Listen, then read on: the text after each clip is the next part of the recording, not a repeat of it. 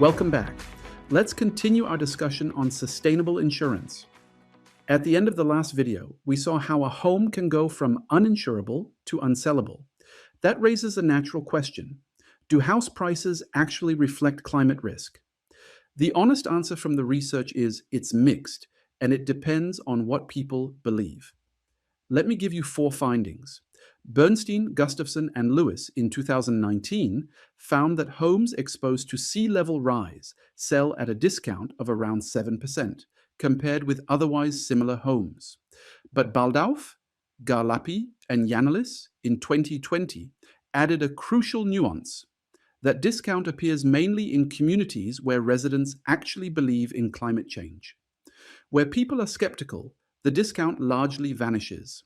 Third, Giglio, Maggiore, Rao, Stroebel, and Weber used real estate data to back out the long-run discount rates we need in order to value climate damage that lies decades in the future. And fourth, there's Stroebel's idea of climate attention. Prices react to flood risk mainly when attention is high, after a hurricane is in the news, say, and then the reaction fades.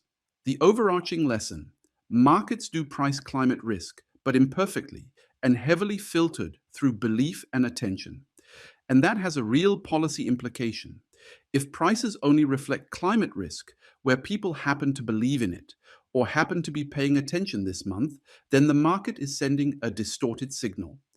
Homes in denial-prone or inattentive areas may be systematically overvalued, which means buyers and the banks that lend against them are quietly carrying more risk than the price suggests. This is one reason economists argue that insurance pricing, which is based on physical models rather than on beliefs, can play such a useful role. It forces the risk into the open, whether people want to see it or not. Here's a third paper from the same research group, Sastry, Sen, Charlemagne, and Teneka Jiva, titled The Insurance Protection Gap. It sets out to measure the US homeowners' insurance protection gap directly and to identify what drives it. The finding is that the gap is large, and it grows precisely where 2 forces bind together: high climate risk and regulatory frictions of the kind we discussed last video.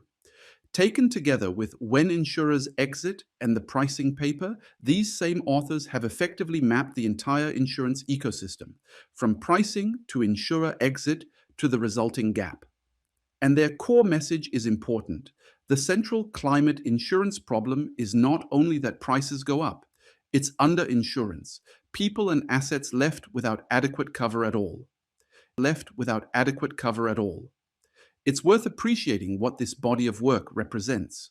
One team of researchers has, over several papers, traced the entire arc of the problem: how climate risk gets priced, how regulation distorts that pricing, how insurers exit, how fragile firms rush in, and how the resulting gap feeds back into mortgages and public finances. This is what a serious research program looks like. Not one clever result, but a connected map of a whole phenomenon. For any of you thinking about a thesis or a seminar paper, this cluster of work is a goldmine, and the questions it opens up are far from settled. Now let's bring this home to Germany, because the protection gap isn't only an American story. In Germany, cover against natural hazards, Elementarschaden Versicherung, is an optional add-on to standard building insurance, and it is badly underused. Insurers price it using an official flood risk zoning system that sorts every address into a hazard class. The higher the class, the higher the premium. Homes in the very highest risk class face very steep premiums or struggle to find any offer at all. Now, the German Insurance Association, the GDV, points out that around 99% of homes are technically insurable. But insurable is not the same as affordable or actually insured. And in the real hotspots, affordability and take-up remain the problem. This became a national debate after the catastrophic 2021 flooding in the Ahr Valley, and again after further floods in 2024. Germany is now seriously discussing whether to make natural hazard cover compulsory, a Pflichtversicherung, so that everyone is protected. and the risk is shared across the whole population rather than falling on the unlucky few. But compulsory cover raises a hard question that runs right through this whole chapter. If everyone must be insured at an affordable price, who pays for the households in the very highest risk zones, where the true cost of the risk is enormous? Either low-risk policyholders cross-subsidize high-risk ones, or the state steps in as insurer of last resort. And there's a further worry economists raise. If you guarantee cheap insurance in dangerous places, you may weaken the very price signal that discourages people from building there in the first place. So mandatory insurance can close the protection gap, but it has to be paired with risk-based building rules and adaptation, or it simply subsidizes living in harm's way. There is no free lunch here, only a choice about who bears the cost. This photograph shows Passau's old town under Danube floodwater back in June 2013. This example is actually quite personal for me because I did my undergraduate and graduate studies in Passau, and I was lucky enough to miss out the previous flood of the century that took place in 2002. Passau sits at the confluence of three rivers, Danube, Inn, and the smaller Ilz, which makes it beautiful and repeatedly severely flooded. It's a striking image of what we've been discussing in the abstract. Insurability on the front line. When a town floods this deeply, this often, you can see immediately why insurers price the risk so high, why some cover becomes hard to obtain, and why the question of compulsory insurance is so pressing in exactly these places. So far in Part 7, physical risk has taken center stage, but climate change threatens insurers through two other channels too, and we turn to them now in Part D. Transition risk and liability risk, transition risk and liability risk, including the hot topic of fossil fuel underwriting. Remember the insurer's two balance sheets from our very first video? Both are now in play. Transition risk is the risk that comes not from the climate itself, but from our response to it.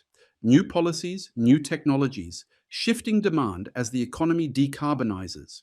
And for insurers, it lands on both balance sheets. On the asset side, as the investor, an insurer holds bonds and equities that can lose value in the transition. Think stranded fossil fuel assets and the repricing of carbon-intensive securities. That's why many insurers have made net zero commitments for their investment portfolios. On the liability side, as the underwriter, the pattern of demand changes. Demand for insuring carbon-intensive activities falls, while new demand rises. Cover for renewables, for electric vehicles, for building retrofits. And on top of both sit reputational and policy shifts that can move quickly. So the transition is not only a threat, it's also a business opportunity for insurers who position themselves well. Think about the scale of what has to be insured as the world decarbonizes. Millions of wind turbines and solar farms, vast battery installations, hydrogen plants, retrofitted buildings, charging networks, new grids. All of it is new, some of it uses technology with little loss history, and all of it needs cover. The insurers who build the expertise to underwrite these risks well, to price a floating offshore wind farm, say, will capture a large and growing market. So the very same transition that threatens an insurer's fossil-heavy investment portfolio can, on the underwriting side, open up decades of new business. Whether transition risk is mainly a danger or mainly an opportunity depends a great deal on how well each insurer adapts. The third channel is liability risk, and it's growing fast. Beyond the physical damage of a storm, insurers face the risk of lawsuits arising from environmental harm. Climate litigation is rising around the world, and several insurance lines are exposed. Directors and officers cover, D&O, where executives are sued for mismanaging climate risk, casualty lines, and product liability. There's also a subtle danger the industry calls silent cover. Climate-related liabilities lurking inside policies that were never designed or priced with climate change in mind. When a large climate lawsuit succeeds, it hits twice: the insured firm that must pay and the insurer standing behind it. Liability risk is, in many ways, the hardest of the three to model because it depends on how courts and society decide to assign blame for climate damage. The analogy insurers worry about is tobacco and asbestos. For decades, those liabilities seem manageable until a wave of successful lawsuits produced claims so vast they bankrupted companies and severely strained their insurers. Climate litigation could follow a similar path. Cases against so-called carbon majors, arguing they knew about and concealed the harms of their emissions, are slowly working through the courts around the world. Nobody knows yet whether these suits will ultimately succeed on a large scale. But if they do, the liabilities could be enormous, and some of them would land on insurers through directors and officers and casualty policies written years ago, when no one was pricing in climate blame at all. That uncertainty, a potentially huge but deeply unpredictable exposure, is exactly what makes liability risk so uncomfortable for the industry. Finally, let's turn the lens around. Insurers don't just bear climate risk, they can actively shape the transition by choosing what to underwrite. If a coal mine or a pipeline can't get insurance, it becomes very hard to build or operate. New coal is now increasingly uninsurable, as insurer after insurer rules it out, though restrictions on oil and gas lag far behind. Here's a striking fact from the Insure Our Future campaign's 2024 scorecard.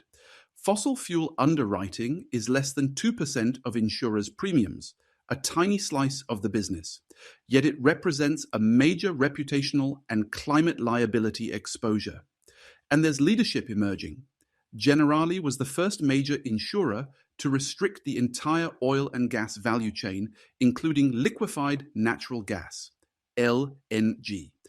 So underwriting policy is becoming a genuine lever on the real economy's emissions, the impact side of double materiality in action. Let's pull this video together. House prices do reflect climate risk, but imperfectly, filtered through belief and attention.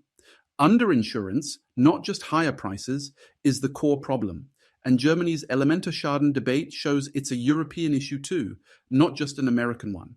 And beyond physical risk, insurers face transition risk on both balance sheets and a rising tide of liability and litigation risk. Crucially, through their underwriting decisions, especially on fossil fuels, insurers can push the transition forward. In the next video, we step back and look at the rules of the game, the regulation and frameworks, from Solvency II to the United Nations principles for sustainable insurance that are reshaping the whole industry. See you there.